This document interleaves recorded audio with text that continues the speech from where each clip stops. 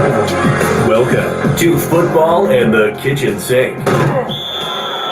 Get ready for in-depth conversation from the world of high school, college, and pro football, plus some insight about the rest of the world. All this, along with some fun and humor along the way. Pull up a chair, grab a coffee or a beer, and join us. It's Football and the Kitchen Sink. Here are your hosts, Coach Schuman and Coach Depascale. Yes, sir. Yes, sir. Back at it. Welcome. Welcome.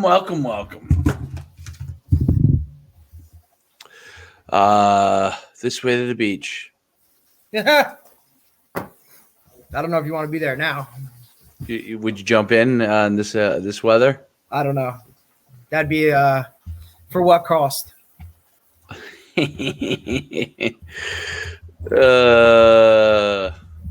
Cold? It'll be cold. Hypothermia? It would be cold. Hypothermia. What's the weather like in Florida right now? I don't know. Seeming they were out on boats. It looked like it was warm. 76 70. Yep. In Miami. That's what I would assume.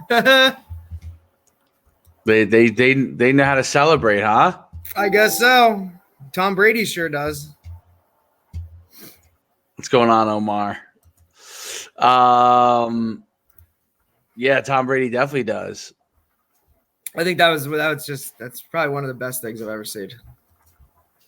What do you mean when he threw the trophy? I don't know if it was that or if it just the fact that he just, he can just let go and kind of just do, you know what I mean? Like do what he wants. Do what he's like. He's so like, steady Eddie for so long. And then, he gets to let loose a little bit. I like seeing that. I think that's awesome. Do you think he felt like he couldn't let loose in New England? Of course not. Did you see the comparisons of the certain things? Yes, I did. I thought that was awesome because I think it's like, hey, this is part of the program here and whatnot. And then, we don't do that in New England and all this kind of stuff. And then he gets down to Tampa and they just got to do whatever the hell they want to do. The Florida water will change you. It will change you. It's crazy. Florida water, man. I don't know, man. I don't know. I think it's whatever. He's got a couple years to keep doing it. So let's see what happens. Yeah, there's no doubt about it. What are you filming? I'm still trying to take this picture and go from there. Got it. Money.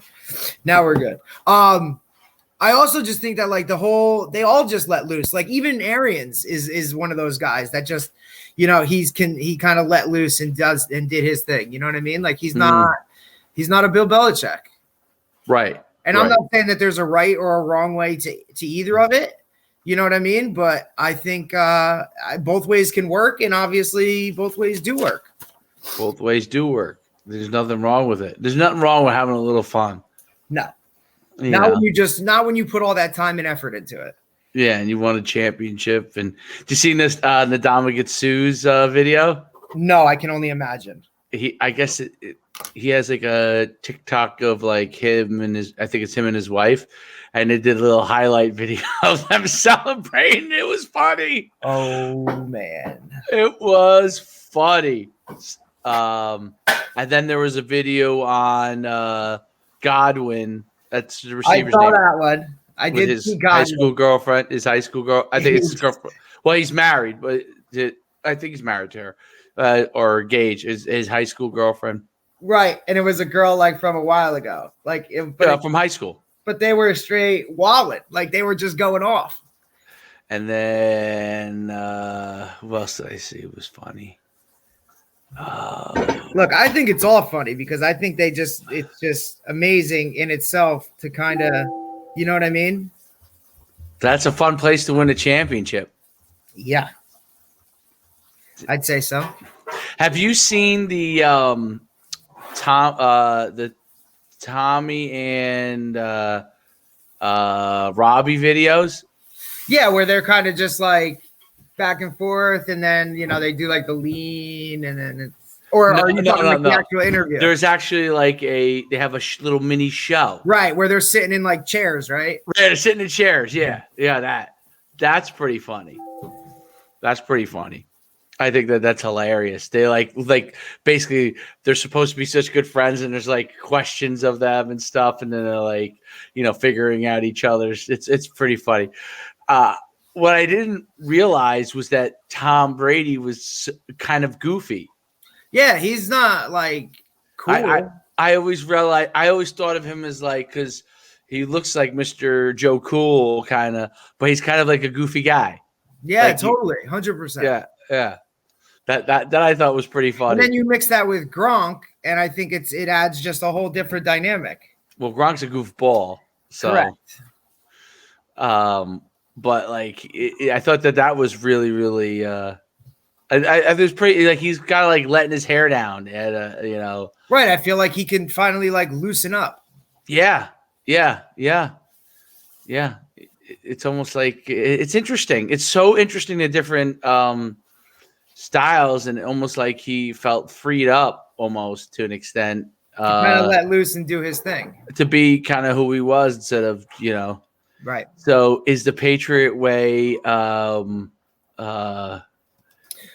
enjoyable? I think the Patriot way was kind of exposed because, you saw a lot of those guys opt out, Right. And if guys are opting out, you know what I mean? Like that tells me that, maybe that's not the place to be.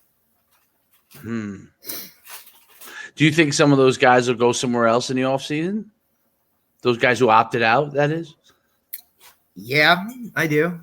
I also don't know if Belichick's going to be there for a while. I don't know how much longer he really has to go. Really? Yeah, I think he's done, man. I think I don't know if he wants to go be a GM or do something like that, but I just don't see moving forward. I just don't see. You don't see. Tough. I mean, I don't think the type of guys are around anymore. I don't think you have the same type of player that's willing to sacrifice and do the things that he asks at a high demand. I just don't think you have that type of player anymore. Guys want things simple and loose, and they want to have, they don't want to be told what to do. They want to have input. They want to be a part of it. They don't want it to be, that dictatorship. They want to have some type of say in certain things, and I don't think that's his way. And I think, in all honesty, rather than trying to fight it, I think he should just ride off into the sunset and be gone.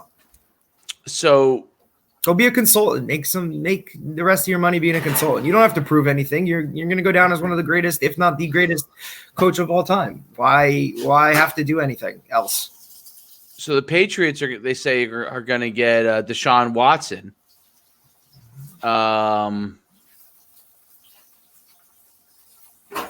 That doesn't change. One guy doesn't change everything. Yeah, they need more than that. Yeah, and they say, well, New England, Tampa Bay. This is Mike Tannenbaum's prediction. I don't know how disgruntled former GM. He thinks that the Super Bowl will be Kansas, Tampa Bay, and New England. What? It's a pretty bold statement. Yeah. I don't see that being the case. No. It's interesting. And there's all kinds of weird things, videos and stuff that are coming out. Yeah, this is all over the place. I guess he's Bill Belichick will do whatever it takes to get with Deshaun Watson. Okay. I don't think it's going to take too much. He wants out. If I get Nick Caserio just came for the Patriots. They know each other well. That's the new GM at the Texans. Tannenbaum said it. Caserio. What he thinks that because it'll be like because I know those guys over there. I'm just going to give away the best quarterback, one of the best quarterbacks in the league. Yeah, that's what I'm. Well, maybe he'll give him all these draft picks and stuff, but yeah, if Brady now, so you're telling me Deshaun Watson. Well, first of all, is Deshaun Watson an elite quarterback, in your opinion? Based off his numbers. It won 4 games. Doesn't matter. His number. Look at his numbers. Everybody. I mean, what is for what? You were the one yesterday that said, "Oh, this is the ultimate team game." No, I said, do you think Deshaun Watson is an elite quarterback? Yeah, based off of his numbers from this year, and then you said wins. It doesn't matter. Look at his numbers around whatever. I think based off of his numbers, he was a top 5 quarterback in the league this year. He threw for 33 touchdowns, 7 INTs, 4,823 yards. So was their defense? He had no one. Was their defense just that bad? They traded away his weapon in DeAndre Hopkins. His other best receiver went down for, I believe it was like PEDs or some type of off the field, whatever, suspension. And defense has been what it is. The coach was fired in week what? So he had no head coach for half the season. I mean, and he still put up those numbers. So I would think you have, based off of that, you have to, he's only 24 years old. Yeah. He's still a kid. Right. Interesting. He was passing wise, he was 70% for the season. Yeah. Huge numbers. Wow. That is big. Just didn't hear about him because they lost every game. Yeah, no, I didn't even realize that he had that kind of numbers. Yeah, his numbers were stupid. Did they have no run game, or just had no defense? No defense. No, nothing. He had nothing. Well, what happened to the great defense that they had a few years ago? The Texans had a great defense. You mean like what? Wasn't Watson, Clowney the Clowney two? hasn't been there. Clowney. No, I know that, but I'm just saying, like.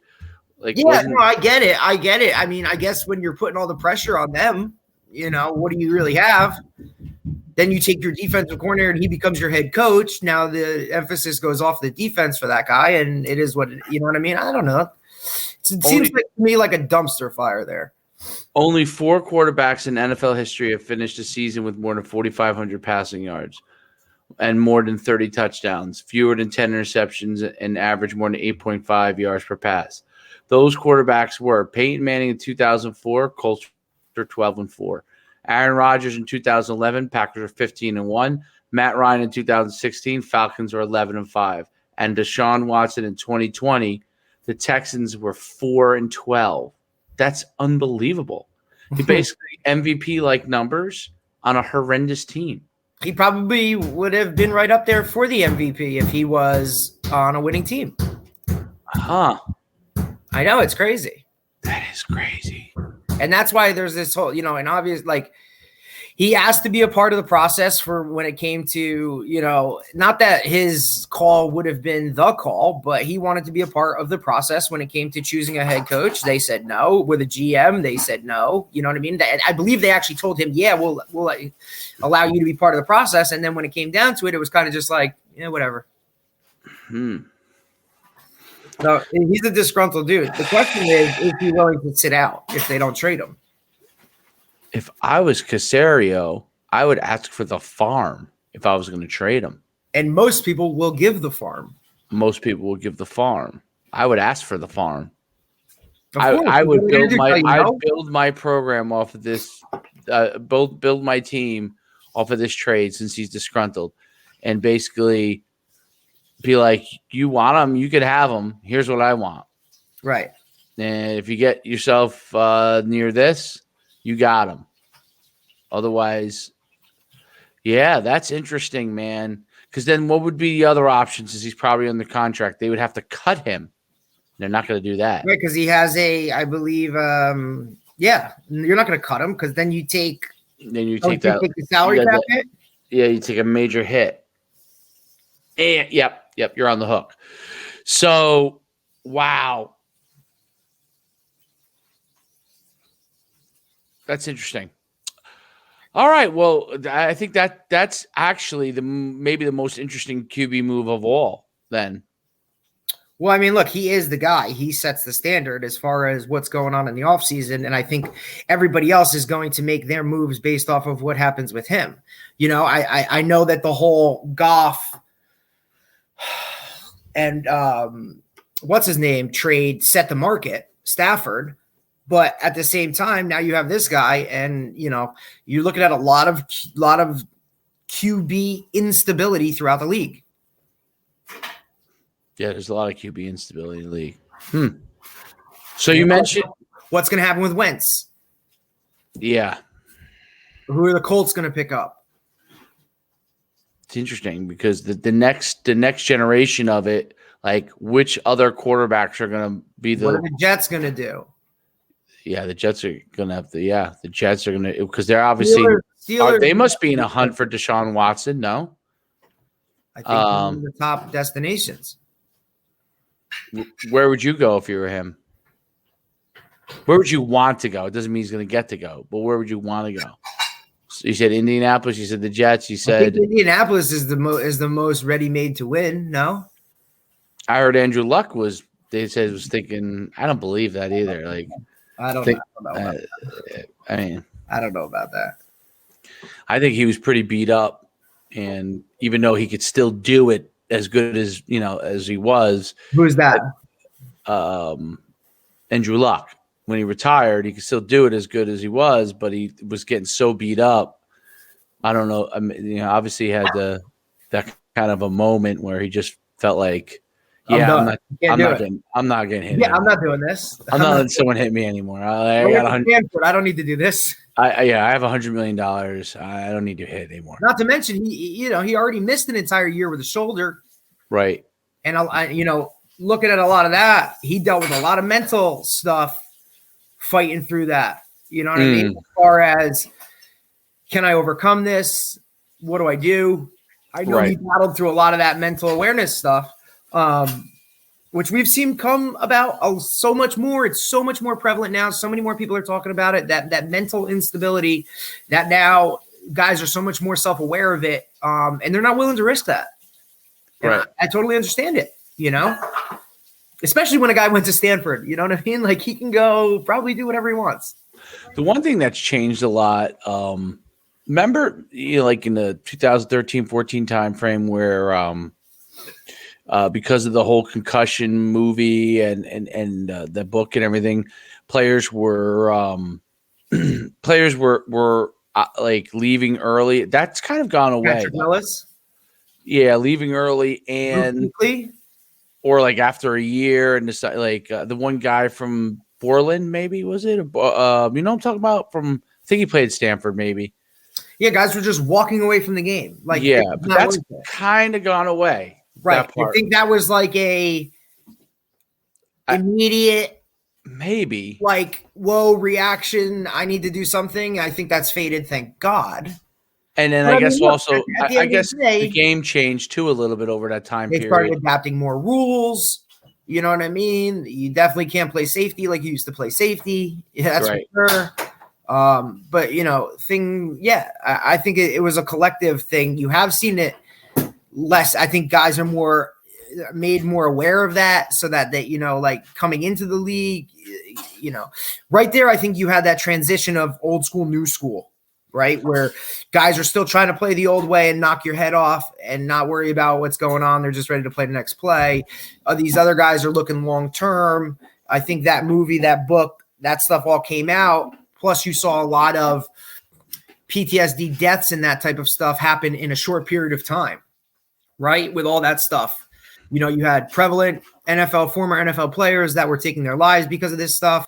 That's kind of lessened. And I think that fire's, been put out. I think guys have been made more aware. I think they're taking the right precautions. That's not to say come down the road, who knows, because, the human body is not meant to run into something full speed. It's just not how it works. But at the same time, I think that the rules and the way that they've gone about adapting the game to it to be better, to be safer, to that stuff, it's now started at a younger age. So these guys are coming up and they know that stuff. I think that's important. Yeah, I guess the medical side of it caught up as far as how to handle the protocols and everything caught up with the physical side, and they put it all into place. And by taking the players off the fields earlier, but it's interesting how that has kind of like. We've also been in a global pandemic for the past year and a half. I mean, where focus has shifted way away from that. You know what I mean? Mm-hmm. It's a matter of. So where's the spotlight, right? It's just a matter of where is the spotlight. And, it's like every year there's a new emphasis on something. This year it just so happened to be like, let's get on the field. Right. Well, with that, you said Trevor Lawrence is getting ready for his pro day, which you Tomorrow. said would be televised. Televised on the ACC network.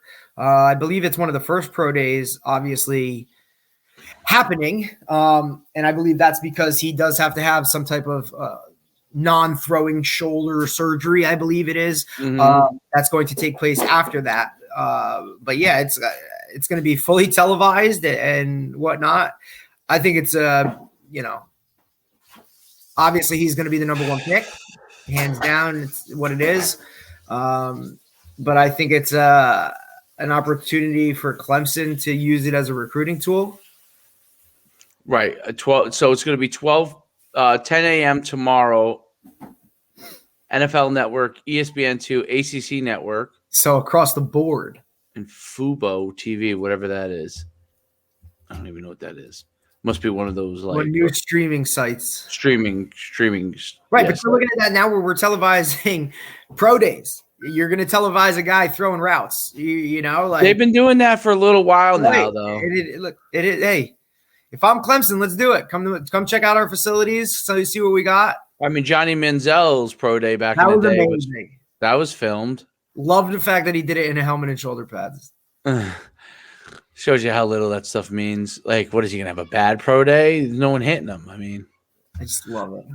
You know, when you're a top guy, they're basically trying to make sure that there's no issue at all for some reason with your motion, I guess. If anything, that could have hurt Johnny Manziel because his biggest thing was he was just a playmaker. His pro day was great. Bears hire. You're gonna watch this guy tomorrow, and he's gonna sling every throw and put everything on the money. You know, there's not a throw he can't make. You know what I'm saying? But when Shaq Barrett's coming off the edge and running through his chest, is he going to be able to get up and make the same throw the next play? That's what a pro day can't show you.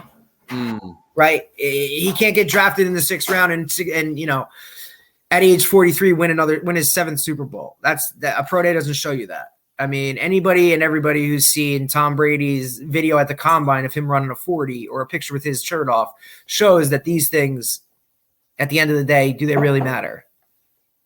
Absolutely. Interesting. And another interesting story. Did you see this? Urban Meyer hired the guy that they got let go at Iowa. Right. Again, you're looking at a guy who there's allegations. It's only allegation of him belittling players, doing whatever. In our day would have basically, in my eyes, been coaching. Right. To a bunch of kids. Now he's hired to work with a group of grown men. So is it the same thing? And Urban Meyer 100% backs him. Yep. You know, I've known him for 20 hired him, so he's going to have 20 years. Yeah, I'm bringing in to run my stuff. My question is how much. I wouldn't think that a strength coach in the NFL has as much pull as a strength coach in college. Now, college strength coaches spend more time with the players than even position coaches. So you develop that whatever. These other guys in the NFL, you know. My question is, why is cancel culture like there's? So this was basically a player's player. I'm not. I mean, I know the story, but I'm not like. I guess as familiar with. I just know. Little Johnny was upset because the strength coach told him, "You should be able to bench 315, and you can't, and that makes you this type of person." And he didn't like that, and went and told mommy and daddy, and I'm sure that had an issue.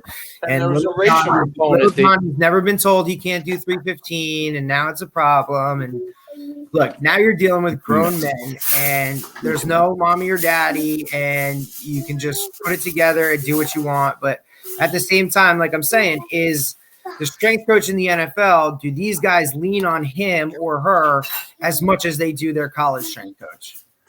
Right. Well, like all these? It's interesting because all the guys they're jumping on this as a racial thing. Of course, it's Iowa. No, that it was a racial remark thing. Because it was made by what type of strength coach? Okay. to Well, yeah. I probably- mean, I just don't know. I'm just reading all. I This. don't know the background of it either. I'm just going off of making assumptions, and it's probably wrong of me to assume, but that's how most of these issues that come awry come from those types of places where you have one color against another color, and a statement is made, and before you know it, it's a brush fire, right? And once again, these are only accusations. Nothing's been proven. None of that stuff. I mean, he lost his job at Iowa, and he was the strength coach there for God knows how long, right? So it must have been strong enough for them to let it go. So what? We're going to now look at a guy who's getting a second chance. Maybe he did make a mistake, and now he's getting a second chance. And of course, this is going to follow him along because that's the world we live in, right? Yeah. Interesting story. Troy wants to read real quick. Troy, because I do want to talk about the top players in the NFL draft. Troy wants to read to you. Here you go. Okay, you ready? Ready. This segment has been interrupted by Lad and me. Lad and me. Okay. Lad is my cat. Good. Lad is little. Do you like Lad? Of course, I like Lad. I like Lad.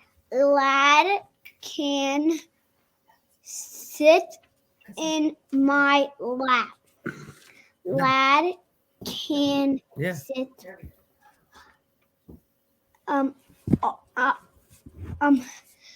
You know, yeah, that's right. What is Lad? A dog? A cat. A cat? Okay. Lad can hop. Lad can hop a lot. Okay. No. I can do it. That. Lad can hop on the lid. All right. I can do that. Are we on the lid? Good. The end. The end. Great job. Great got job. it. Good job, buddy. Thank you, buddy. That's nasty. Good job, bud. All right. We'll see you later, kiddo. That's good, dude. Good job. Dude, that's good. He's Now I'm gonna read it to Jesus. You can go read it to Jesus. Go read it to Jesus.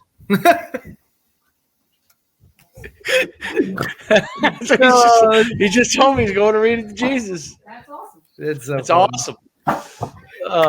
Oh man, I should have brought him with me on my lunch, man. We could have got even more. Yeah, maybe get him on Bible study soon. All right, yeah, that's great. Yeah, he's really good. He's really good. I have nothing to compare it with, so I have no idea. Dude, most kids that age can't read like that. Really? Not even close. Like they can't put together. Like they can read words, but to put it all together like that, and that's phenomenal. No, Like, that's good. I have no other way to know. I have no idea. I don't know. Ahead of the curve. We don't get enough. I mean, I guess we get feedback, but I don't think we get enough feedbacks telling us yeah, he's ahead of the curve or we don't know. But then again, it's like, what do they compare? You know what I mean? Like you get that when it I don't know, dude, it's tough. Well, in comparison to Colton? Yeah, Cole. Yeah, like if you're talking about my nephew, Colton can't put together a sentence like that. Not at a reading. What school is he? Is he at a public? He's in Brick Public. Oh, okay. That's what I just don't know. It's hard to know where you are. I guess you know. Unless you sit down and compare it. Yeah, I have no idea. So. Yeah, no, Colton can't put it together and read put it all together. He can read sentences and do things like that. What does Colton read at school? No, I'm sure he does some reading at school, but at night, does he read at night? I don't think as much as he should. They do a little bit. She'll read to him, and then he'll reiterate it back. He don't just pick up a book and do like that. That's what he's been doing. Yeah, so that's good, dude. Stick with that. Yeah, we got this thing called this really I guess help. I didn't know because I don't know. I have no idea relative to other people until you just told me. I have no idea, but that's why we're always like wondering. We're like, where is he? Good? Is that bad? Is it good? Is it bad? Like I don't remember being 5. I don't know what I could do. Right. So she got him this Bob's it's called Bob's books. Like it's just a whole load of books. Like they're small. That's like I think a pullout, but like they're like little books, and they're kind of all kind of like that. But then they advance at different levels. So, like the first ones are like as basic as you could imagine, Right. and but he's just reading it, and then he goes to the next one, and he don't even realize that it's getting harder and harder. progressing. Right, and he don't even realize it. It's like playing a game on him. Yeah, like he gave me a book to do, and I'm like, oh, this is like, there's a lot of words in it. I'm like, you sure you want to do it? He's like, yeah. So we went through it, but it took a long time, and he got halfway through, but it was like really wordy. And I would, when there was a word he didn't know, I would just be like, sound it out, and he would sound it out, and then he would get close, and then That's huge. Then I would tell him it, and then he would read it, and I don't know, it's interesting. I have no idea, I guess I feel like I'd like more feedback. I don't know. You know what I'm saying? Plus, you got to ask for it, bro. Yeah, I guess I got to ask for it.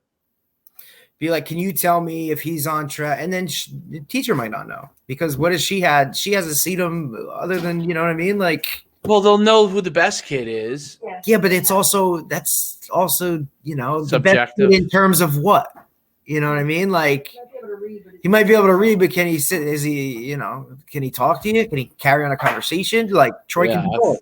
Yeah. It's interesting. It's hard to know. Like that's what's hard. It's like, what's the definition of like where they're supposed to be? Everybody progresses at a different level, but it's Yeah, no, it's like when I go to like you're like, oh, kid's a pretty good athlete. Then he goes to like with all other good athletes. You're like, oh, there's a lot of good like right. This is what the best athletes are like. Okay, and this is what it's really interesting to see that kind of stuff. All right. So we digressed for a little while into early school learning. So Trevor Lawrence, in this NFL draft, have we found Mel Kiper or what's the other guy? I'm looking at it right now. I'm looking at NFL.com. Right, okay. NFL.com. They have. They have their mock draft up, and Trevor Lawrence. You have Jacksonville, the Jets, the Dolphins, the Falcons, and the Bengals. That's the top 5. Okay. What they have here is they have Trevor Lawrence 1 to Jacksonville. Okay. They then have the Carolina Panthers trading with the Jets to take Zach Wilson. Right. I heard his name over and over again. The Dolphins are going to take the tackle. Swell or whatever. The Falcons, Justin Fields, and then the Bengals, they have taken Kyle Pitts, the tight end from Florida. Now, if you look at this group here, Jacksonville, the Dolphins, obviously, I don't think need a quarterback, right? The Falcons, Matt Ryan's getting up there in age. He didn't play very well this year. And then the Bengals don't need a quarterback. To me, the draft always goes by who needs quarterbacks and where they are. That's the first part of the draft. Right. And who they take in the offseason. Right. That's why I think they do with free agency happening first.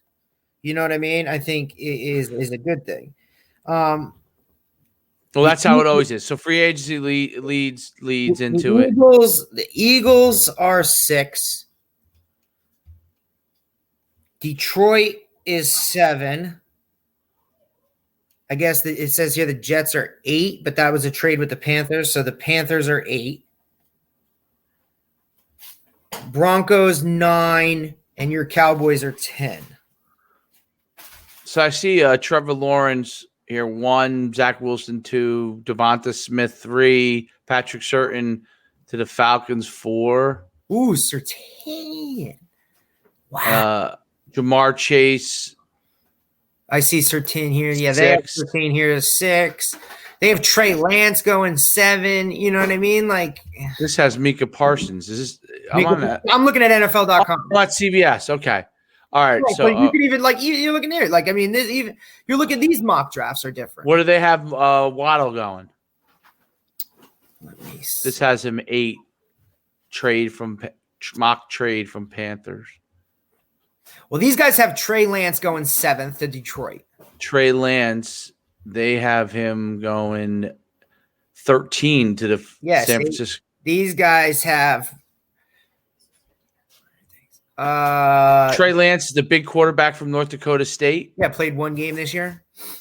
See these guys have the Giants taking Devonta Smith at 11. Did they shut it down because of COVID? Is that why they shut it down? Or, I don't or just know. all of FCS shut it down, I guess? Yeah, pretty much. And they just played 1 game just to, talents. Oh, got it. Now I understand. These guys also have the Jets taking Najee Harris late in the first round. That would be cool. Giants. Who does that have the Giants taking? Devonta Smith. And this has Kyle Pitts, tight end. These guys have Kyle Pitts at 5. Interesting. This and the NFL.com doesn't. Jamar Chase is the first receiver off the board. It's not even Devonta Smith. Yeah, they have Devonta Smith going to the Dolphins at 3. Yeah, I think that's too high, dude. At his size, you think? Or listen, I want this offensive tackle. Like the tackle they have from CBS Oregon has him going to Cowboys at 10, 11. They have this. They have him at 3. 11 or 10? At 10. I'm sorry. Yeah. See, we got to look at who is it? We got either Mel Kiper or who's the other guy? McShay. But it's behind a wall. Those guys, it's behind a paywall.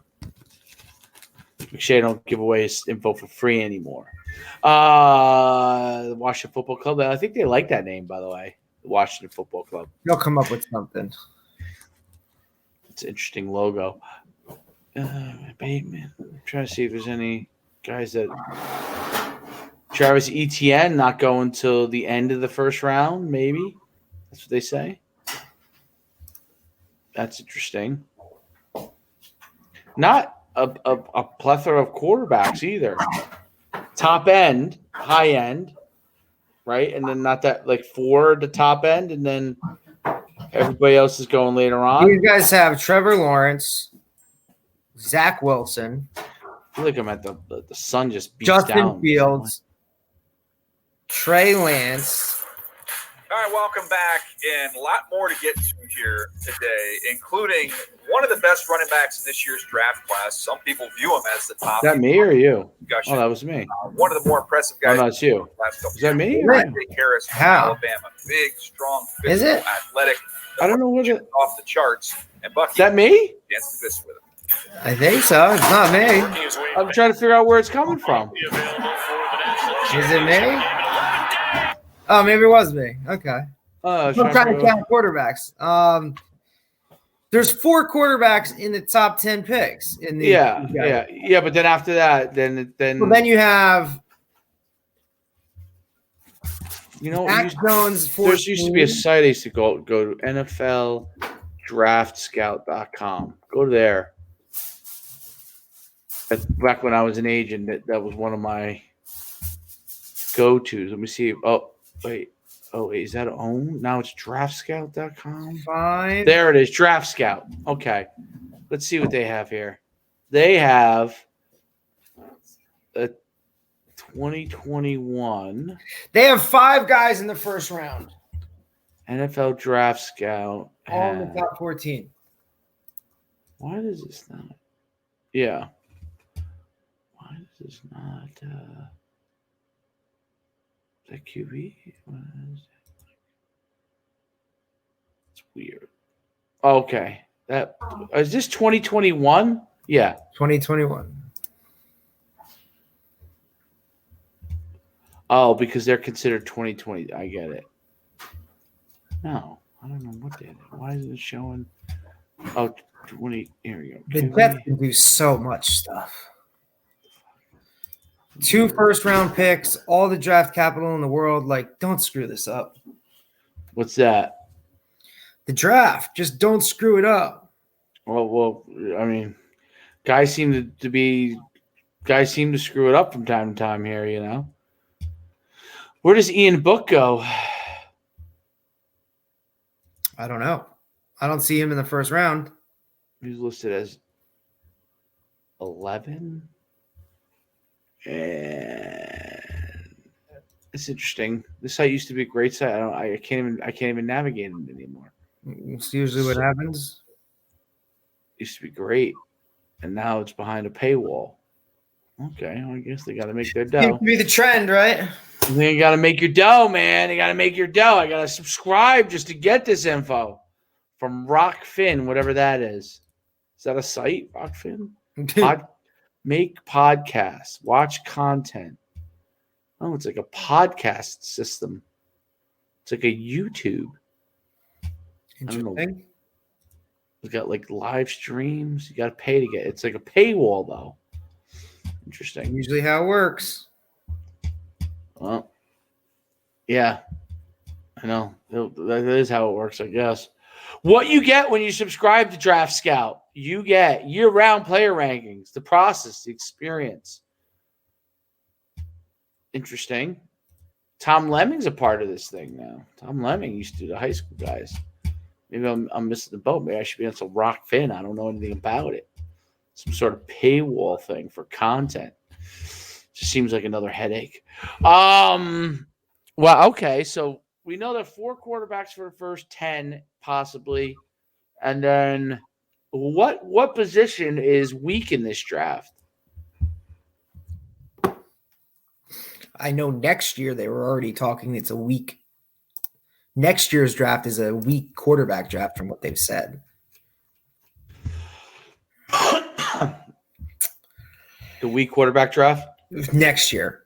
Next year is. Let's see. So you're going QB. I'm just going off of what positions wise, from the what they project as the first QB, tackle, offensive tackle, QB, tight end, corner, QB, receiver, linebacker, edge rusher, receiver.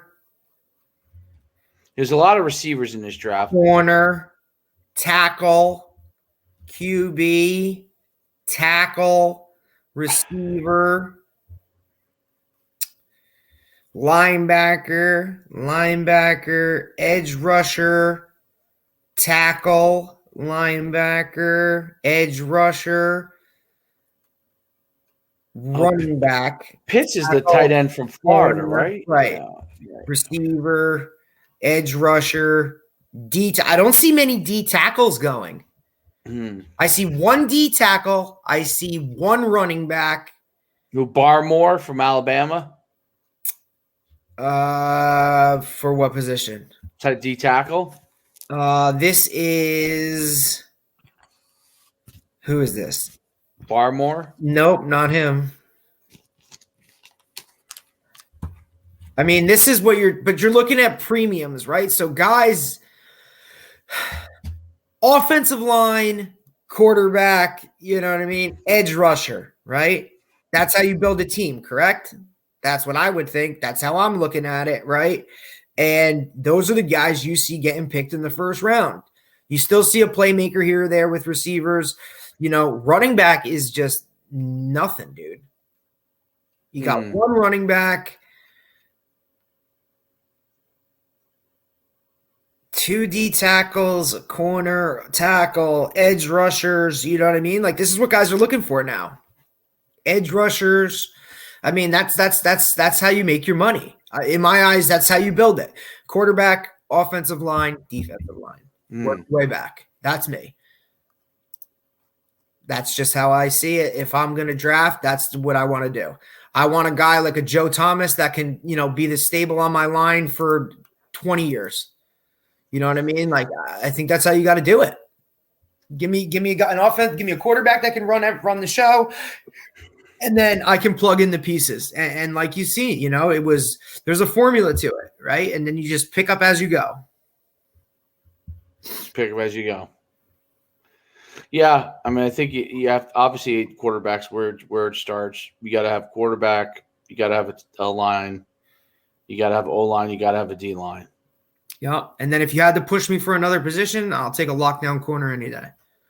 You'll take a lot. Yeah, a lot. Well, someone that can eliminate that side of the field. Yeah, to eliminate half the side of it. You got to have the rush. The most expendable. I'm going to work from the D line back. So, you know what I mean? The most expendable. Well, I mean, I guess these old LBs that kind of count as D linemen almost. I mean, I don't know. It depends on who you are. Depends on your defensive philosophy, I think. I mean, Barrett is rushing every down. So he is the guy that is apparently going to cost the. I guess you could say he's the guy that could ultimately break up what Tampa Bay has going right now, as they said, because he's going to command the most money based off of the year he had. He's the guy that they're going to have to pay. Yeah, you're going to have to pay him. He was lethal. He's a difference maker. Changed up a game. That those passes get off if it isn't for him. And he still got some of them off, you know, so kudos to Mahomes. Freaking freak show.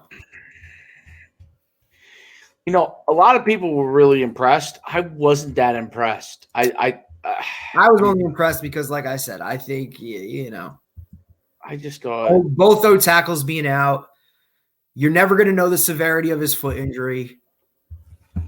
Like, they're never going to disclose that. I'm pretty much the way. Well, I guess it looked like he was playing on one foot, bro. I guess the real tell will be how they do next year. That will tell you if he comes back and he's in the Super Bowl again. Then I think you're like, I think then you're like, you know, there were certain plays in that game that he made that I think other guys didn't capitalize on. You know, like you look at Travis Kelce dropping that first down coming out of the end zone early in the game. I mean, that's a huge play that changes everything. If they get going there and score on that drive, it's a totally different ballgame. Right. You know, like you said, I think you can blame the calls and say all you want, but, you know, a couple of those calls go a different way, and now they're 3 and out rather than getting touchdowns. Things change. You know what I'm saying? And it was like a lot of the guys were saying, like, you were constantly waiting for that moment of Mahomes magic to happen. And it never really happened. So if I'm any DC in the league and I'm playing against Mahomes, that's what I'm doing. I am taking I'm replicating exactly what Tampa Bay did. Taking away the deep pass. You know, I'm eliminating the big play. I'm going to make you beat me on a consistent basis going down the field. And, you know, that didn't happen. There was no chunk plays in that game. Yeah. Yeah, they never got. I still think they're the favorite. They never got consistent on anything. No, absolutely not. And you know they were. And when they started, you know, they were hammering out 7-8 yards a carry. You just can't do that when you're down. You know what I mean? Like, had they sustained that would have been fine. They probably would have went down and scored, but you can't do that when you're playing from behind. That's why getting out to a lead is huge. Huge. Getting out of lead in football is really, really playing huge with a advantage. lead is so big based off of, and then it comes down, you know, clock management and all that kind of stuff. There's no doubt about that. Yeah, I agree with that. If you could, is someone going to come out for the draft that we didn't expect, or is everybody happens every year, right? Every year there's some sleeper of someone who comes out and you're kind of just like, next level. Wow. Phone paired with 5G ultra wideband. Is that me? That's me again.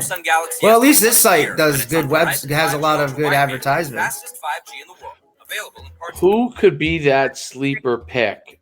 I wonder. Are you thinking like one of the quarterbacks, you mean? Is that what you're thinking? No, I think quarterback, they're pretty much going to have – they pretty much know already. I think it's going to have to come from a position. I think the guys that you're never going to have a lineman that comes out that somebody's going to be like, wow, this guy was, I just don't think you get it from there. Like, do you not get a small school prospect that emerges because of the fact that they didn't get to play? And I could see Najee Harris in the mold of a Derrick Henry coming out and having an impact more so than would be expected because we've seen him catch the ball. We know he's a bigger back that can run hard, and that's kind of the staple of what's now. He just fits that mold of Alabama running backs. And all of them had pretty much some type of success other than maybe Richardson. Trent Richardson, but he had a strange situation. Exactly. I mean, you're looking at all these other Alabama running backs, pretty damn good. Like there isn't a ton of every year you usually get like some, I don't know, someone who's like freakishly tall or Remember, different type of year. Yeah, you don't have a ton of these guys. I'm just kind of perusing it. Not much. I don't see a lot of levels. You know what I'm saying? Like we don't know who the lower level guys are. Right. That are like this, some 6'6" DN from, I don't know, XYZ school. And you're not going to have a combine. There's no combine. I mean, that just crushes every small whatever dream. Yeah, I think that crushes it because how many pro days are gonna what's the board the big board of pro days, right? So how many pro days are they gonna go to? Right. They go to a lot. They do go to a lot, but it becomes like how many? Let's see. All right, so top small school prospect. Looks like they got something here for me. Let me see. Whoever Josh Buchanan is. All right, Trey Lance, obviously from North Dakota State. Then they only list 5. That's weird. Usually there's a bunch, but North Dakota State didn't have a lot of these guys didn't have a season. Right. So the offensive tackle from North Dakota State, 6'5", 305. We saw that one guy. He's not listed here, but the D3 kid. Right. Then there's a cornerback from Central Arkansas. That's Robert Rochelle, and then there is one gigantic guy from Northern Iowa, an offensive tackle from Spencer Brown from Northern Iowa. He's 6'8", 314. So you could expect someone like him to, maybe go higher. I mean, he's not going first round, but to go higher. Pretty big guy. It's a big guy, 6'8", 314. I guess, one day they might be Shaq size at left tackle. Never know. As these guys keep getting taller and bigger. Interesting. The Dakotas. I wonder. We see Draft Diamonds. I'm giving you a couple. The Draft Diamonds used to be a big small school site. Let's see if Draft Diamonds is still around. I'm sure it is. NFL Draft Diamonds. Oh, it looks nice now. Oh, wow. He's moving on up. All right. Oh, he went with the WordPress look. Looking good. Looking good. Looking real good. All right. So he got – who does he have? 470 prospect. Oh, these are all top guys. I want to see the small school guys. Top 470 prospects. Saginaw State has a running back. I don't even know where Saginaw State is.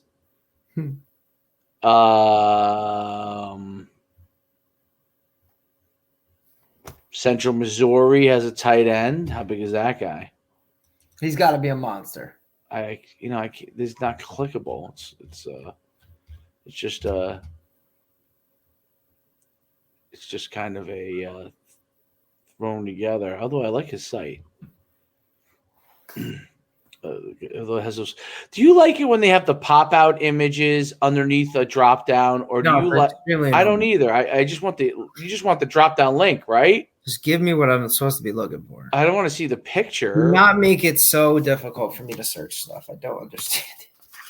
Yeah, that always like Bother we the hell had that at our site for one time, and I was like, can we just get rid of the little pictures that pop out when I scroll over? Like, I don't think anyone cares about that. Like, I don't think that makes people click on it more. You know, I always wonder. Maybe it's better traffic. Maybe it does. I don't know. I don't think so, because I think everything that takes more time is cuts into your traffic versus helping your traffic. Agreed. Let's see. All right. Let's see. Name a local school. Let's see if they have any. I pulled up the whole list. Monmouth. They have Monmouth. All of Monmouth's prospects. AJ Fair. Eddie Hahn. Isn't that the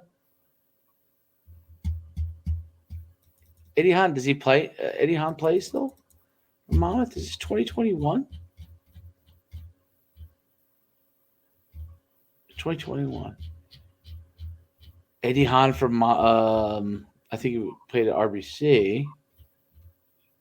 Let me see. I don't know any of these guys. Oh, Lonnie Moore. I watched Lonnie Moore play receiver. He's pretty good.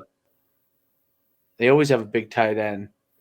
Yeah, but it's always they might be prospects, but are they going to get drafted? Yeah, no, they're not going to be drafted. Let's see who else we have local. Give me a school, and I'll see if. New Haven has 2 prospects listed. They won't be drafted, but New Hampshire has 2. What about like Princeton? Princeton, that's a good call. Let's see. Princeton. Richmond's got a few. Princeton. All right, let's see. Princeton has 1, 2, 3, 4, 5 listed. A running back, no way. Lyman. DB Dante DeLon Stallworth. Sounds familiar for some reason. I just don't recognize his name. Wide receiver OLB.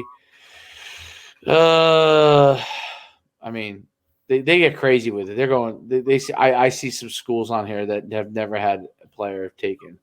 I guess he I don't know how he finds his list of every Southern Connecticut State. Yeah, I was going to say that means Sacred Heart's on there. Oh, definitely. I'm sure they have some other. See, Sacred Heart has. It's a prospect. Sacred Heart has 3 guys listed. I mean, yeah, come on.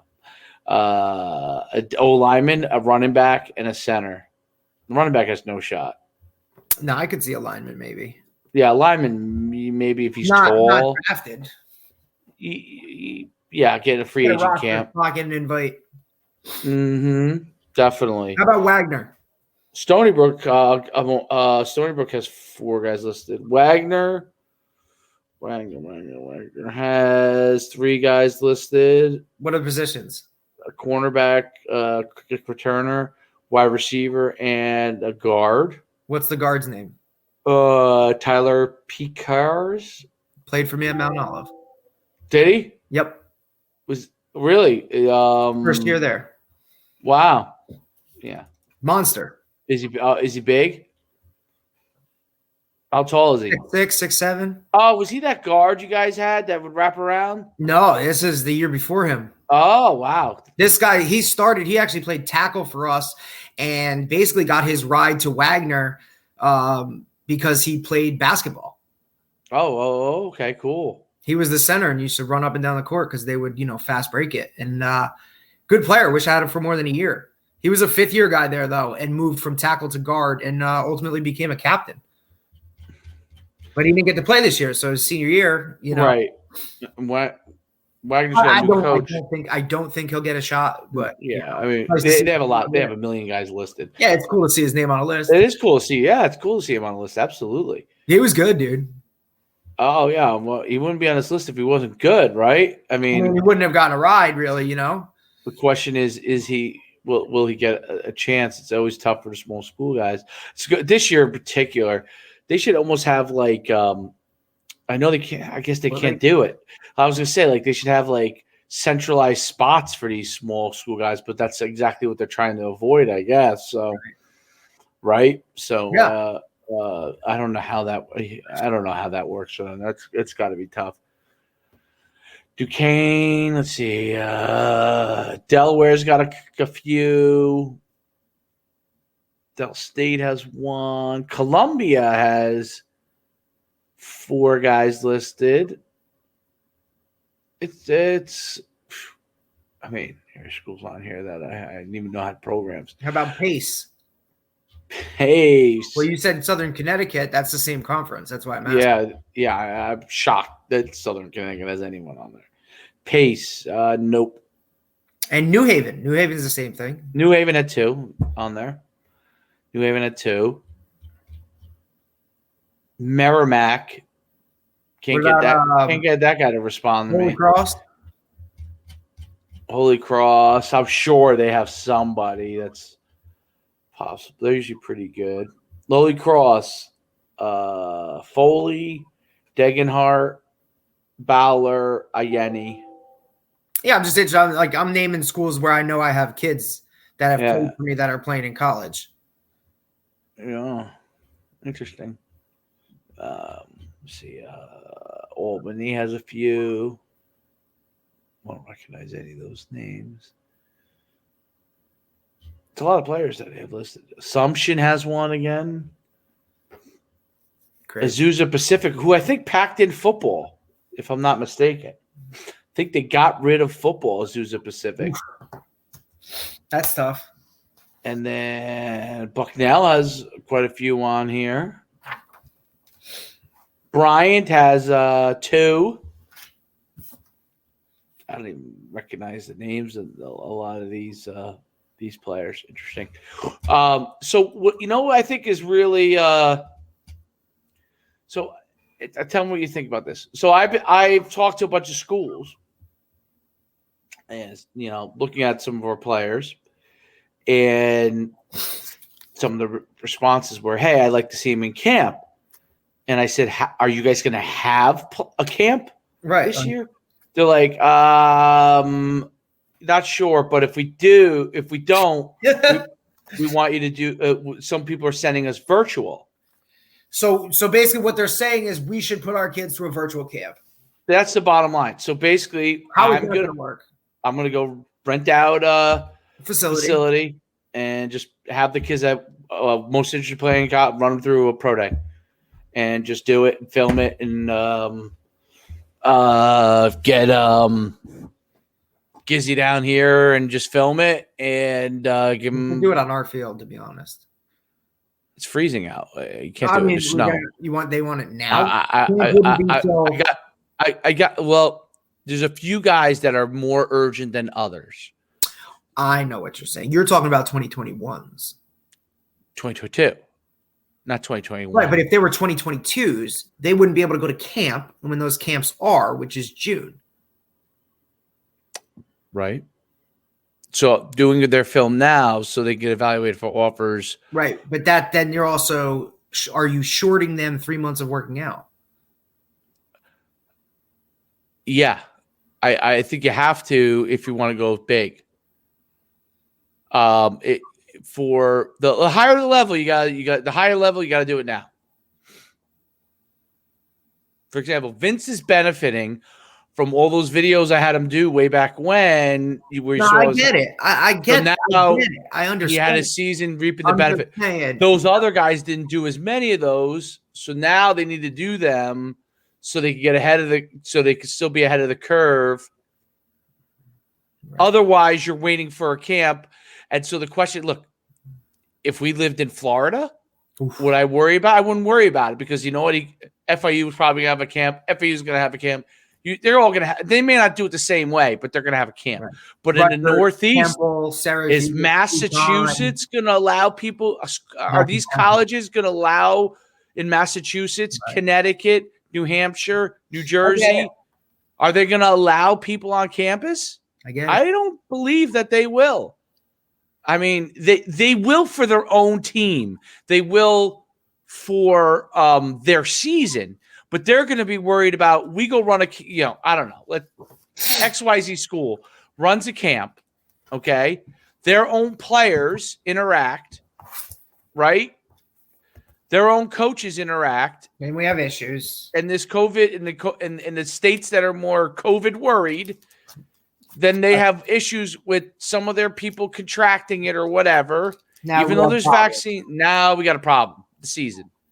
Now, I don't think they're going to worry about it as much in Florida. I don't think they're going to worry, at all. After what I saw Florida's not going to worry about yesterday from Florida's not going to Tampa worry about it at all. After what I saw yesterday No. from Tampa Bay, I don't think No, they're not worried about it at all. I should have used Florida as my example. Let me Georgia, maybe. I don't know. Florida's a bad example. Florida, you can do whatever you want. I saw a video that some of these videos make me laugh. I saw a video of 55 and older community, and they're all sitting around the pool, no masks or anything. Yeah, so most of them. So what's the average? Probably average person here is probably 65. Well, they were saying, wait till you see the spike after this 2 weeks. I don't know there will, because I think so many people are getting vaccinated that it's going down. It's already at 96,000 a day. It's going to keep going down. Now, I don't know how. The ultimate question is, how far does it go? Can it go down? Can it get eliminated? I don't know, but we're gonna find out. We're gonna find. I mean, you're getting vaccinated, Florida. But so the question then becomes is, 2022. I said this early on, and we talked about. They're going to be up. They're going to be up. What's Creek? If they don't have, in certain California, I don't even know. That's it going, whatever. I don't know. Washington State just opened up again. There's football. Washington State. Yes. My brother coaches cross country, and they started. So weird. Yeah, they're starting football cross. I'm like, what sport you call? He's like, cross country. I'm like, cross country. I'm like, you guys doing the fall now? He's like, yeah, we got a 1 month fall, a 1 month, and then we go right into spring or whatever. No, there's no winter. No winter track in Washington. They just go right into quote. It's called track. You know what I'm saying? There's no winter and spring. It's just track. I don't know. Some states are like that. And I think in the South, I think Texas, they just go from cross country in the fall to track in January or something, or December. Yeah, we just have indoor track because of the temperatures. Right. So that's one of the reasons why actually probably they do better in their programs, because they're not worried about end of the season like we are in winter and then spring. They just plan for that end in May. Right. And so they're probably, it probably allows you to become better. Yeah. Versus okay, we compete, compete, you probably get better times because of that, but I would think so. Anyway, yeah, I saw Washington. I saw New York is going to allow it. It's Connecticut's still out, right? Connecticut's how about Massachusetts? They're still out? I think so. New Hampshire, they did in the fall, right? I think, or one of those did in the fall. Vermont probably. Vermont did it, but they did 7-on-7. Oh, did they really? Yeah. So they're counting that as a season. Did Maine? Maine did it. New Hampshire was the one I think that did it. So then the question is so these Northeast schools don't allow players to, if they're not allowed to have camps, which I just don't know how the universities. How can they handle that now, though? Because so then these guys can go out and physically watch a New York team or a New York kid playing a game. Is that to the advantage of that 2021? 2022. 2022. Because now these coaches are going to see them live rather than just in camp or on film. No, but they're not allowed off campus right now. That's what I'm saying. Is it the same rules? But if they do allow them off campus April 15th and May 30th. Is that going to be like, I can go see this kid in person? Because think about it, how many times do you see a coach, they're not going to allow. Oh, they're coming. They're playing Rutgers on Saturday, so Friday night they end up at Bosco. Players have asked me that, and I not our players, but like the NUC players have asked me that, and then I don't know where that is. Because how often do college coaches get to see somebody live unless it's a situation where, Ohio State's flying in to play Rutgers and they can go catch a Bosco game on a Friday night. Right. And hope that they're playing Bergen. So they can catch how many prospects in one spot, Could be an advantage. It could be an advantage. It could absolutely be an advantage for those states if they're allowed on. Yeah, that's a good point. That's a good point. That's a really good point. I think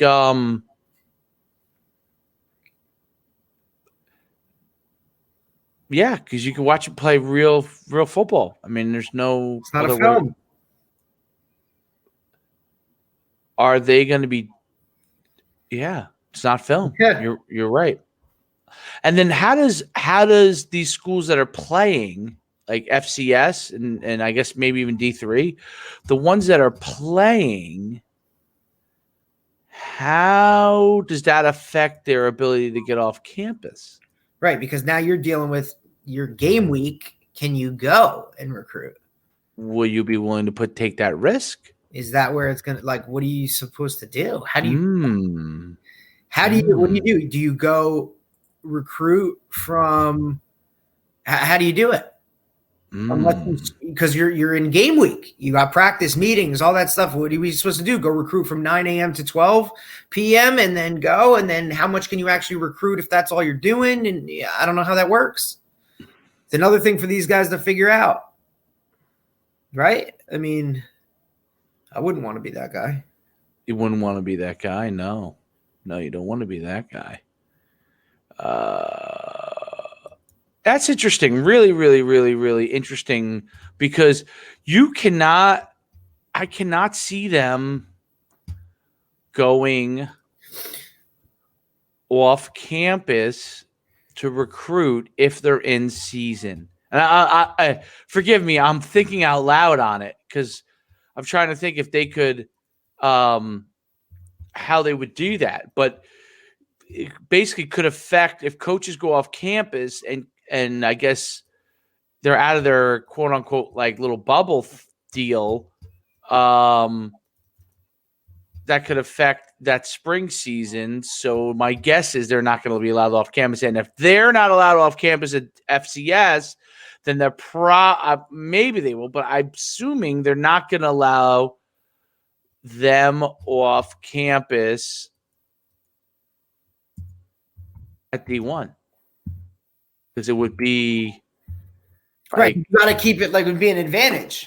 It would be some sort of advantage. You got to keep it as simple or as even across the board as you can. It is really, really interesting. It's so interesting, actually, that it's really like really interesting how they. I don't know. They're not coming off campus. No way. Like you get into a school anyway. What's that? You can't get into schools anyway. No, right. A couple guys. What it is for these guys to get into schools anyway. Like I wonder if they could get. I wonder us. Like, would we be able to host anybody? I'm not sure. You think no? Works. It's hard getting coaches in there when there's no pandemic. Well, usually I greet them, so that makes sense. I'm just saying, they make it as impossible as possible. Like, you know what I mean? Like, it's just.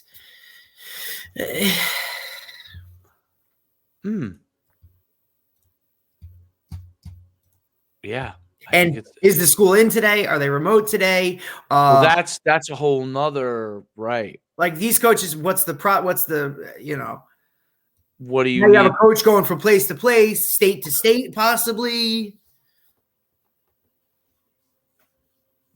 State to right? Like, oh, hey, I'm a coach from such and such a state. Oh, did you quarantine or so? Who knows? Hey, did you quarantine? Let me get your temperature. Well, yeah. Well, that is how it will work. I mean, they're gonna have to get their temperature, right? So, I mean, but that's easy like though. That's not a big deal. That's not a big deal. I don't think that's even coaches traveling though. Like hotel to hotel to hotel. You're on the road.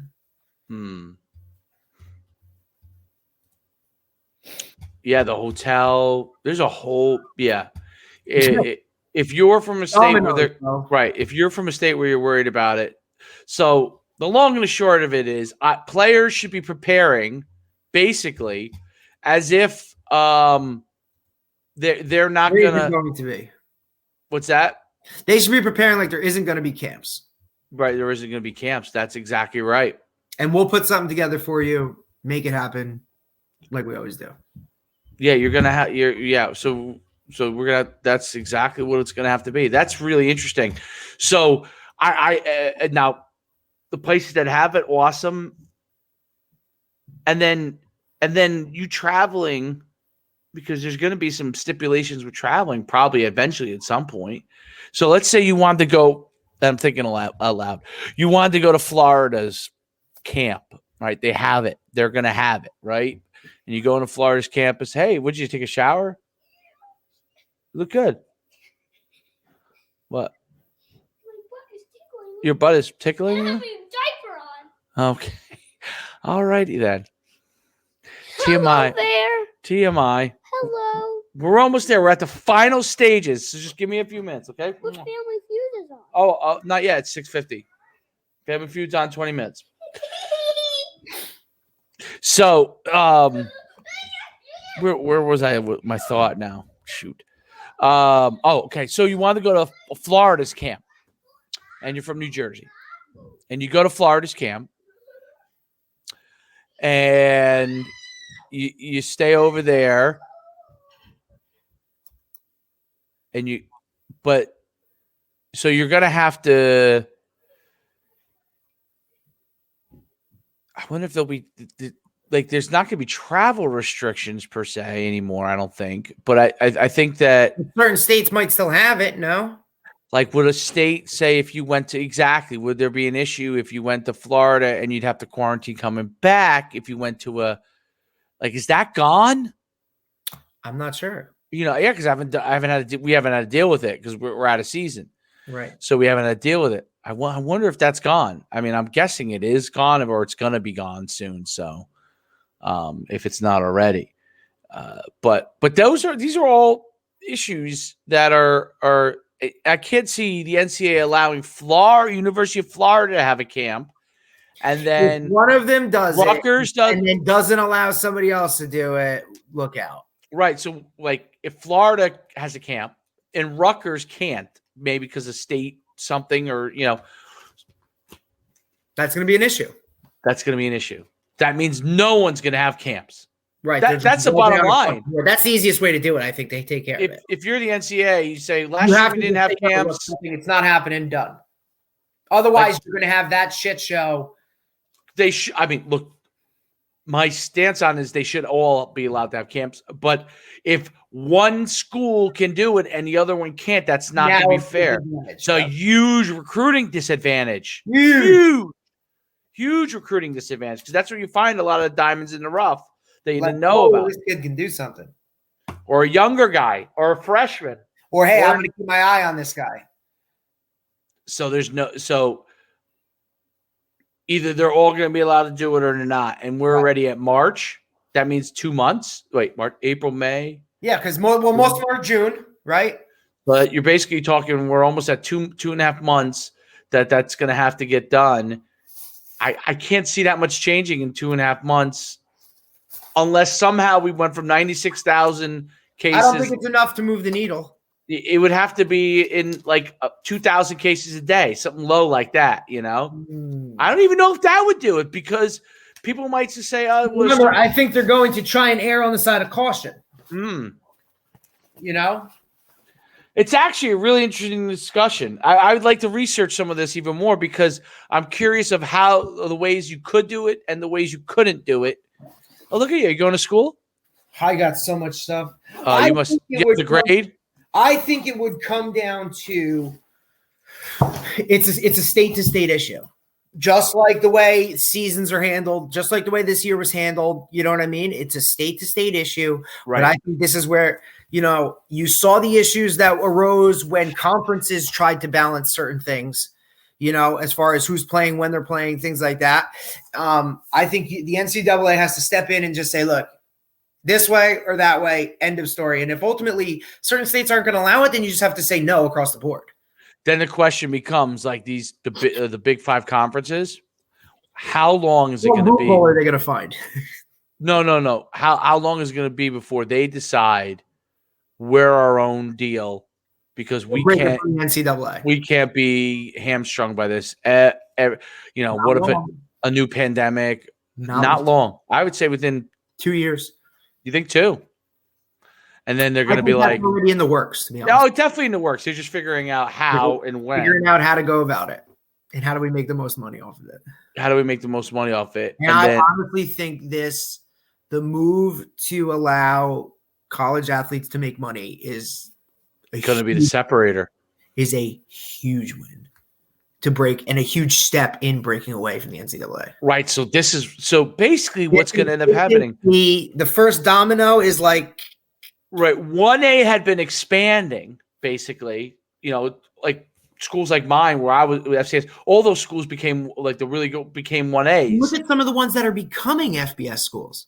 Right. So it's basically going to be 1A, 1 AAA, basically. And I'm telling you that this whole move to pay players and that type of thing to be able to market, huge step away from it.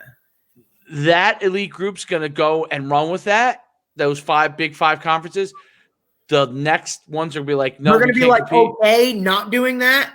You know what I mean? And then I think they're going to say, yeah, our players are just on scholarship. We'll cover everything. We're just here to do this. And look, this is the type of player you are. You are marketable, so come to our school. And if you go and make that money, there's going to be 3 tiers. Like FBS, FCS, you're going to split that into 3. It's going to go from 2 to 3. Is that less exciting or more exciting? I think less. No? I mean, now you're going to have the top of the top. I mean, they're going to be like pro 1A kind of. It's another acronym. It's interesting because that's the next thing. That's the next big move in college football. And we're going to see it 5 years. And then you're 2 years at the least. Right. Oh, I have a call from one of my old roommates coming in. Well, now it's Family Feud time. Steve Harvey. Out of 100 men. Out of 100 men is it's fun. And we we're like Troy loves it. He likes to guess. Some of the answers are so just I'm like, what? Oh, so many, yeah. I'm like, wait, what? Like I have to double check like some of the guesses are like, okay, that's a good guess. You missed on it, but that's a good guess. But some of the things, then there's some. What are you like? Why did you bring Uncle? Just be like, you don't know. Why did you bring Uncle Sam on this show? Yep. Top. Yeah, exactly. Or something that has nothing to do with the topic. But that's what makes it so funny. And because he's like, he just like, he rolls his eyes. He rolls his eyes right in front of him. He's like, or he'll literally just say it. He'll be like, what? So-and-so. The funniest of all is no matter what the answer is, good or bad, they'll do this. Yeah. All right. Good answer. You can see it. And I'm like, if I was on that team, I'd be like, what are you saying? Are you kidding me with that? You're a family in general. Like, what are you doing, Unc? Good answer. Be like, no, that was a horrible answer.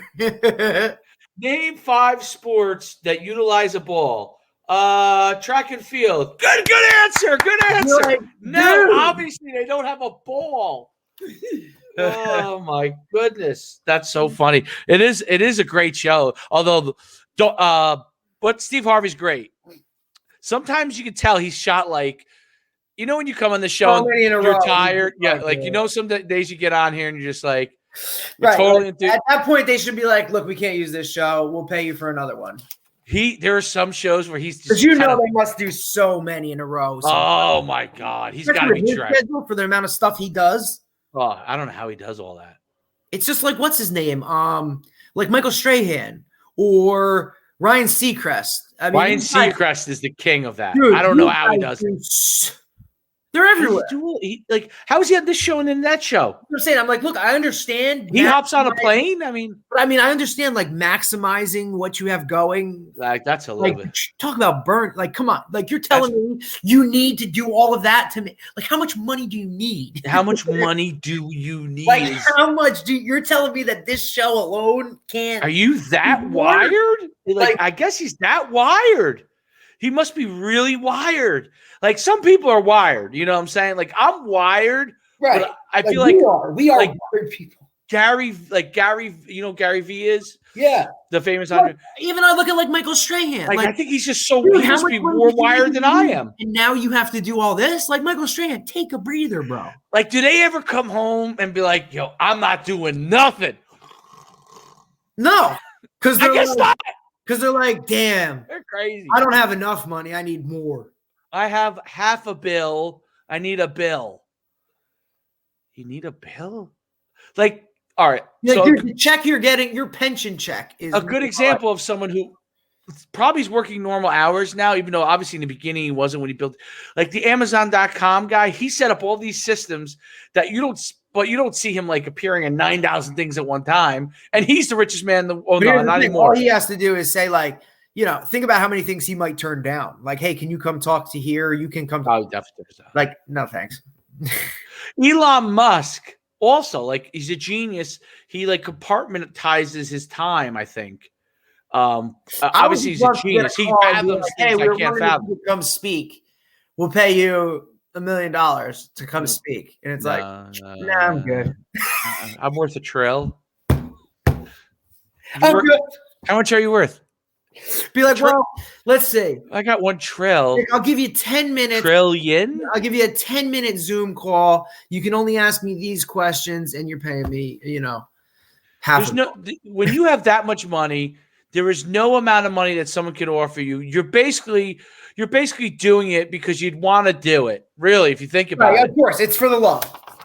Because why would you bother if you like if someone said, "Oh, you know, Elon, we need you to come to you need me to come? If I want to come, or if I think it's important, I'll come. But like I don't have to do nothing for nobody if I don't want to. I'm a trillionaire." Will Elon Musk please report to the principal's office? Why?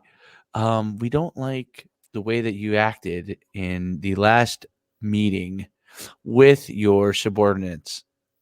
Be like, thank you. Yeah, okay. So what do you guys want to do? Fire me?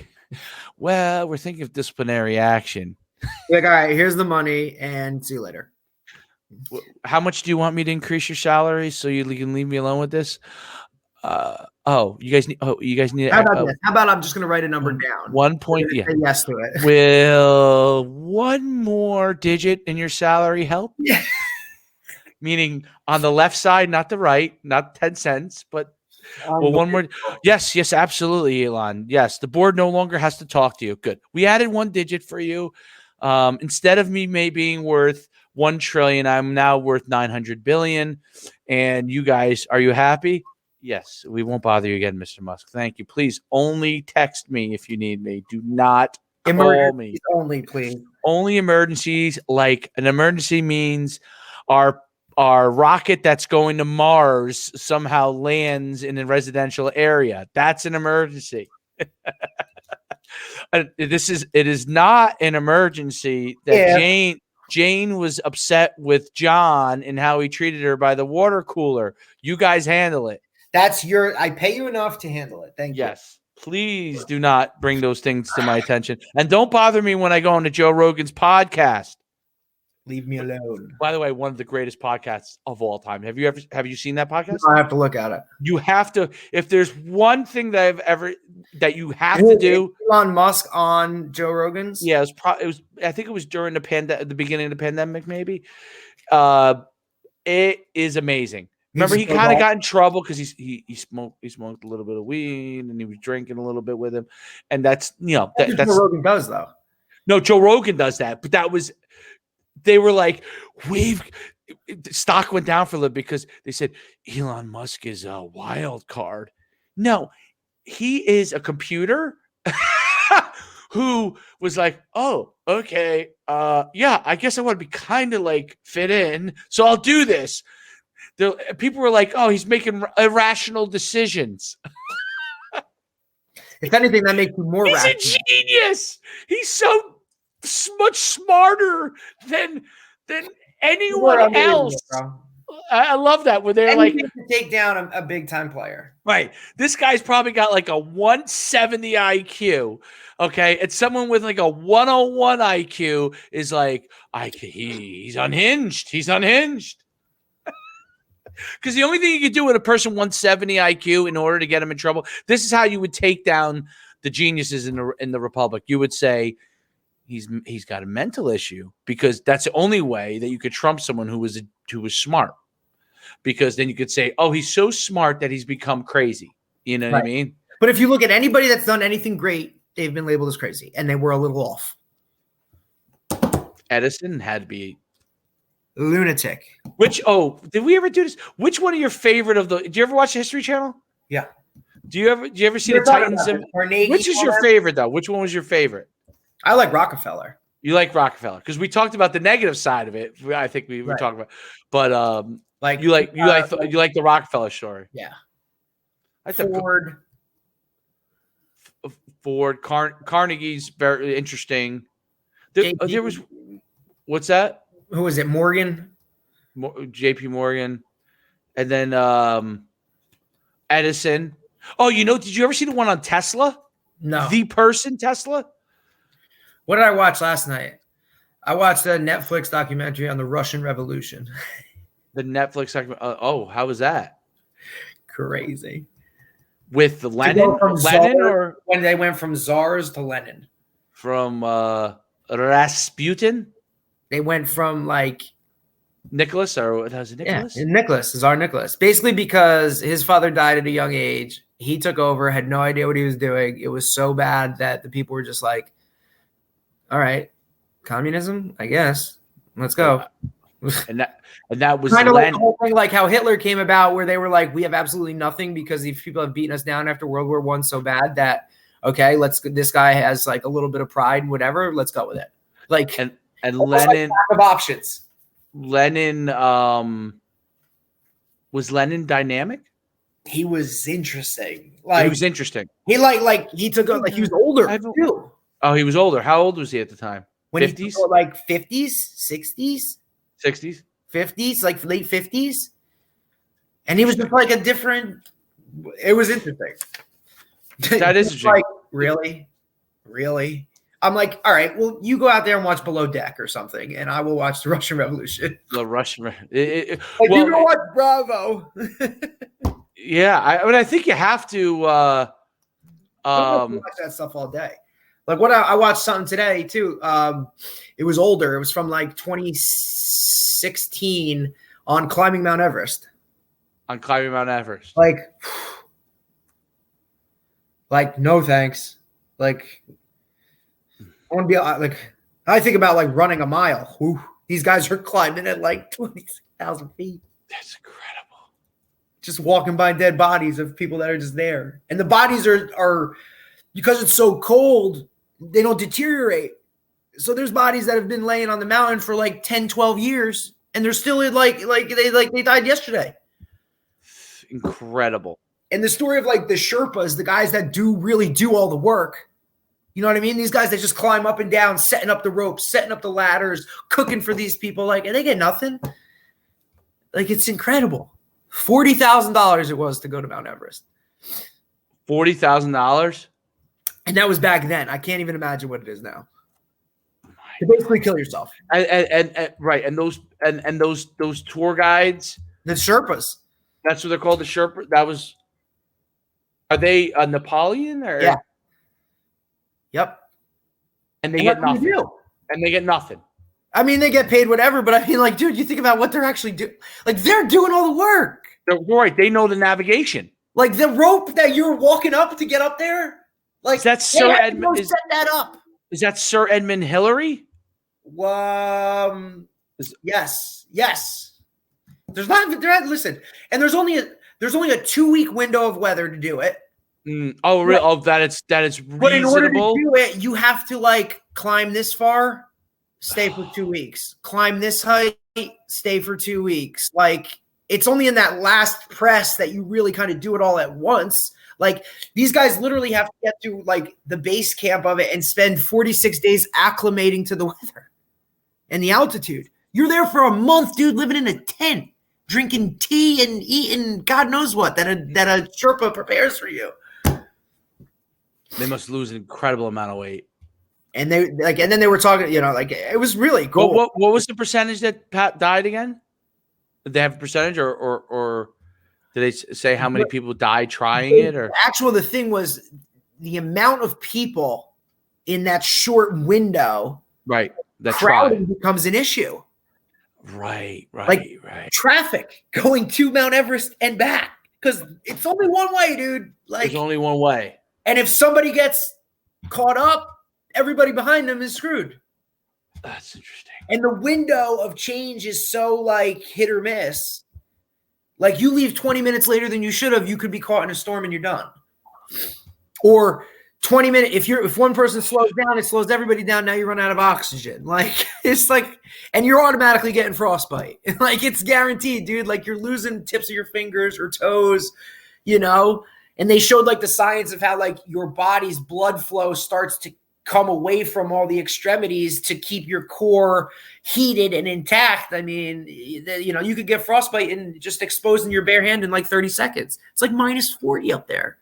Incredible. And the percentages of oxygen are ridiculous. The one guy's, it's like, think about a 300-pound person standing on your chest and now try and breathe on the regular. That's how bad it is. The fact, like, they're like, some of them are saying, like, I don't, like, some of them are like, I question getting up in the middle of the night to even go pee because it exerts that much energy. Because it's what your body does. And then you get crazy. You start getting crazy because of lack of oxygen and all that, like altitude sickness. It's wild. It was good. I watched it. It was pretty good. Well, what was the name of the It was on Amazon Prime and it was called Climbing Everest. And it was like a reality, not like a reality show, but like followed individuals. Like all the camera work though was done by a Sherpa who was doing his job and just put a camera on his helmet. Like, and you see these guys going over like, and they're like, oh, if the safety rope wasn't here, he just fell off the mountain, but he'd be dead if it wasn't there. And you just see this guy like, what the hell? Oh my God.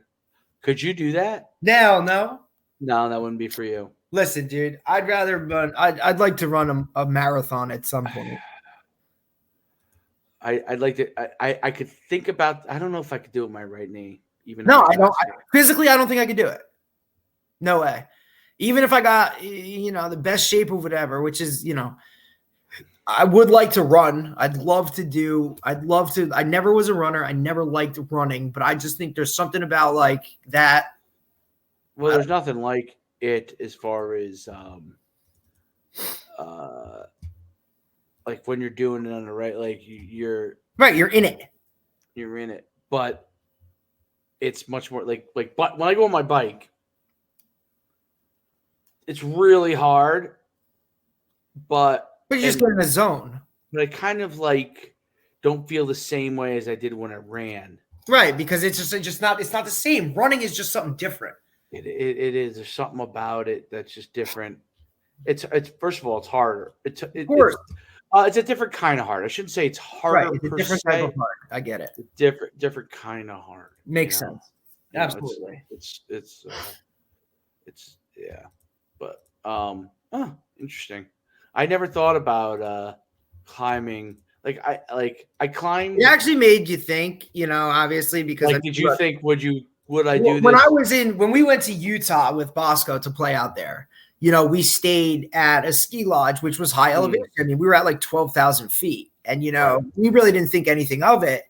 And then before you knew it, you were kind of like, damn, it is a little tougher, and then we went up like on a mountain, like up on a gondola and all this stuff. And you're looking out over this stuff and you're like, damn, this is cool.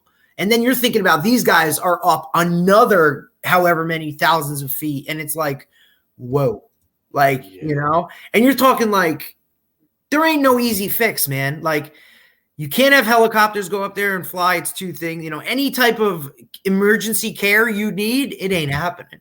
It ain't happening. I mean, you're signed off going up there like, okay. Yeah. Like, no insurance company will cover this guy who's like the guide. They won't cover his company. Oh, so yeah, that's interesting. So he just operates basically. He's the leader, and he determines everything, right? Like, okay, you're good to climb, you're not good. You know, you got to do this. Like, he rules, and you pay him the money to take care of you. And then he goes and he hires the best Sherpas. He gets all the equipment. You know what I mean? Like, but I mean, I don't think you can just be some Joe Schmo off the street and say, I'm going to climb Everest. No. You have to have some type of background, I would think. Right. I don't know. It was interesting. That is interesting. Yeah, you also run yourself through whether you would do it or not, you know. Right, and you're, you know, obviously the competitor in you is like, yeah, absolutely, like that would be so cool, but like, really? Then you think about all the mental stuff that goes. I don't know, man.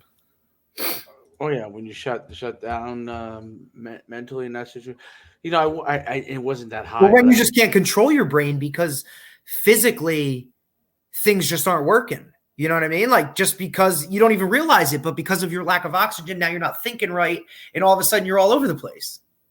Right. Amazing. So much more that goes into it than I even, you know, than just the physically climbing up a mountain. I once climbed a mini mountain in the Rocky Mountains, but right, and this at like its lowest point is like the highest cliff is like the highest mountain in the Rockies is what they're right. Like, did you ever see the I think it was History Channel, but it was on what's the Lewis and Clark? Right, going west.